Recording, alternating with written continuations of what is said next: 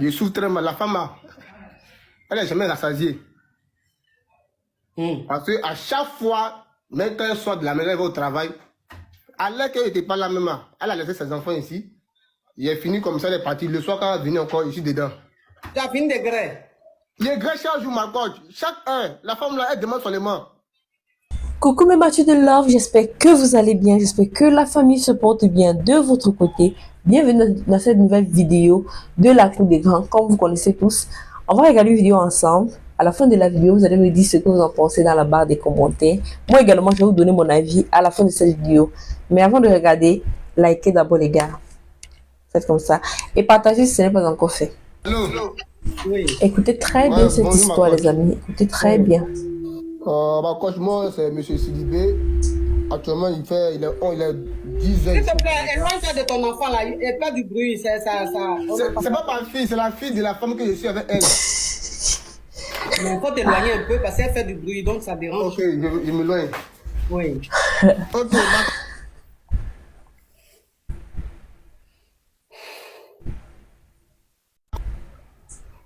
donc, je disais, il t'a appelé pour t'expliquer mon problème. J'ai un grand problème, ma coach. Oui. Bon, ma coach, moi, je suis ivoirien. Voilà, je suis au Canada ici. Ça fait maintenant 3 mois. Oui. Bon, j'ai connu une femme sur les réseaux sociaux. Vu que moi, je voyageais beaucoup. Donc, on s'est connus, on a commencé à causer, on a commencé à échanger. Donc, du coup, on s'est rencontrés au Maroc. Où on a passé du bon moment. Ensuite, elle est venue en Côte d'Ivoire. On a commencé les démarches. Et aujourd'hui, grâce à Dieu, je suis au Canada, ici, chez elle. Oui. Mais le souci, ma coach, je souffre. Pourquoi?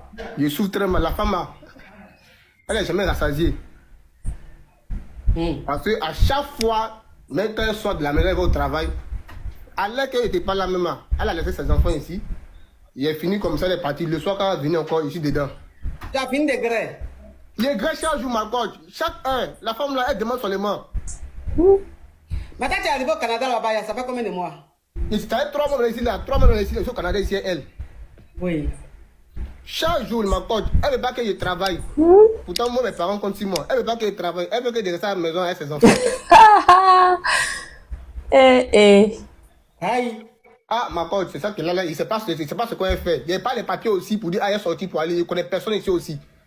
Depuis 3 mois aujourd'hui, elle sort de la maison, elle va au travail, il reste avec ses enfants. Elle a 2 enfants, une fille et un garçon. Il reste avec eux. Je pense soin de ses enfants. Quand elle vient, ils sont encore dedans. Même souvent, quand elle vient, elle me dit pourquoi moi, je n'ai pas fait la nourriture. Là, bon, je n'ai pas préparé la nourriture. Wow. Quand il finit de préparer la nourriture, je suis dedans. À minuit, je suis dedans. À 5 heures, je suis dedans. Vraiment, je suis fatigué, ma coach. Je veux que tu me donnes les conseils. Je suis fatigué. Quand vous êtes connus là, quand vous vous êtes connus, toi tu étais où en Côte d'Ivoire? Moi, j'étais en Côte d'Ivoire. On s'est connus sur les réseaux sociaux. Après, on s'est rencontrés au Maroc. Où elle est venue au Maroc. Parce qu'au départ, je n'avais pas le visa. On ne pouvait pas se voir, il n'y avait pas le visa. Donc, c'est au Maroc on se croisait. Oui. Vu que moi, j'avais l'habitude d'aller au Maroc. Donc, c'est au Maroc on se croisait. Il faisait le programme, on se croisait au Maroc. Et après, la relation a évolué. C'est comme ça, grâce à Dieu, elle a fait mes démarches, ça a marché. Et je suis la région au Canada. Ici, qu'est-ce qui est arrivé au commencement? Je me suis dit, c'est normal. C'est une élevée, c'est une blaquille. Je te dis que c'est une blaquille, maman. Une blaquille, il y a 20 ans entre moi et elle. 20 ans. 20 ans.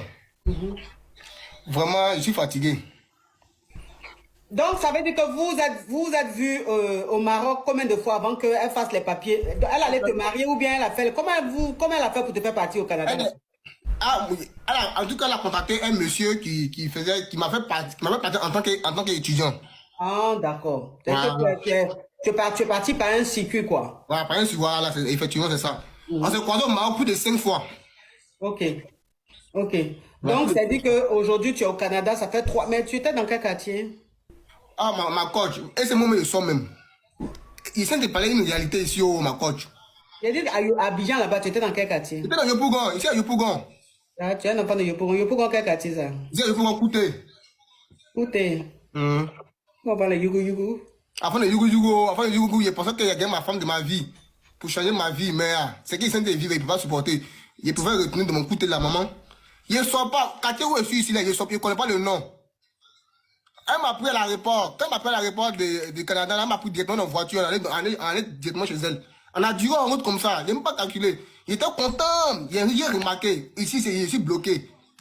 Vraiment, il y a perte de l'aide. Parce qu'il ne peut pas supporter. Matin, quand il on va vendre ça.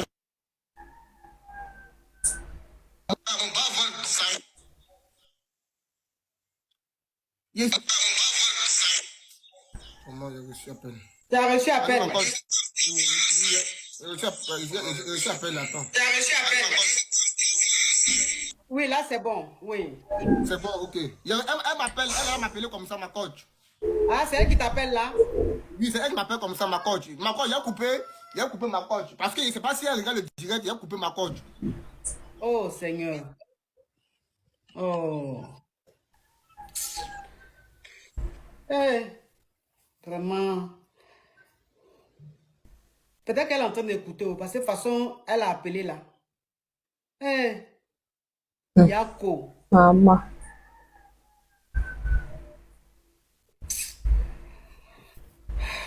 Ça fait pitié, ça fait vraiment pitié. Ah, elle aussi. Tu as fait partie en face des gens là, c'est pour qu'ils deviennent nounou Wow, de cette tes- histoire fait vraiment pitié. Hein. nounou de tes enfants. Le pauvre gars était lui en Côte d'Ivoire, bien. Par une fille qui décide de faire ses papiers pour qu'il monte au Canada. Il arrive au Canada, il devient son objet. Il suivait les enfants, il cuisine. Ça fait 3 mois qu'il est au Canada. Il ne connaît même pas le quartier où il est au Canada. Il ne peut même pas sortir parce qu'on a récupéré tous ses papiers. Il est devenu le poulet.